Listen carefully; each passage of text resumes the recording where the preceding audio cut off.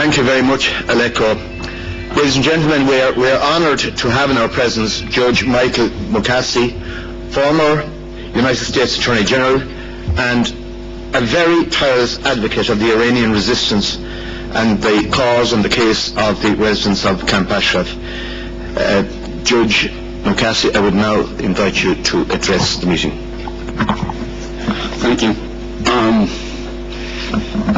Under ordinary circumstances, it would be both an honor and a pleasure to be here, and it is certainly an honor to be here. But these are not ordinary circumstances. Do we have the political will to act? What is necessary is fairly clear. My own country's history here is something of which, up until today, I can't say that I'm terribly proud. In 2003, the United States led a coalition that went into Iraq.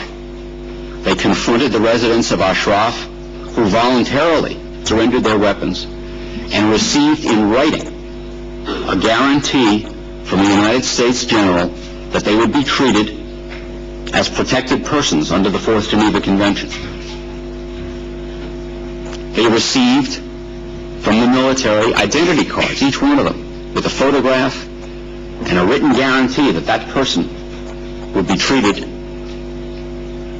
as a protected person under the Fourth Geneva Convention. They were interviewed by the FBI, whose former director is here and who will address you, who found that none of them, not one of the residents of that camp, posed a threat to the United States or to anyone else. Regrettably, my government back in the 1990s, for reasons having nothing really to do with the reality of the situation, but having to do with politics, put MEK on a list of terrorist organizations because it was thought that doing so would enhance our ability to interact and conduct a dialogue with the mullahs. Well, that strategy has obviously failed. And even in the administration in which I served, they were kept on the list for fear that if they were taken off, the Iranians might support Iraqi terrorists who were using weapons to kill U.S. troops. And yet, it is clear that the Iranians have supported those troops, have sent IEDs into Iraq, and are helping to kill U.S. troops.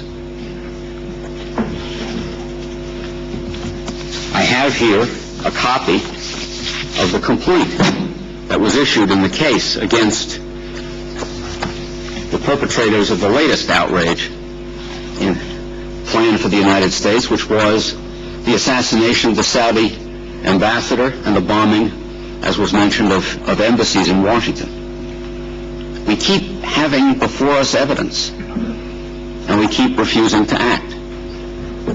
We have evidence of what the Iranians are up to, what the Iraqis are up to, and we have eloquent evidence here from Mrs. Rajabi herself of what MEK in fact is and what MEK stands for.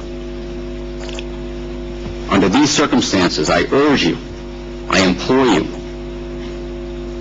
to urge your governments to act for removing the deadline, for putting pressure on the Iraqi government, as I will implore my government, to end the designation. We have been ruined. We have evidence.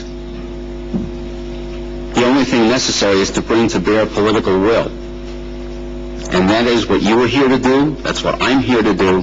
That's what we're all here to do. And I urge you to please do it. Thank you very much.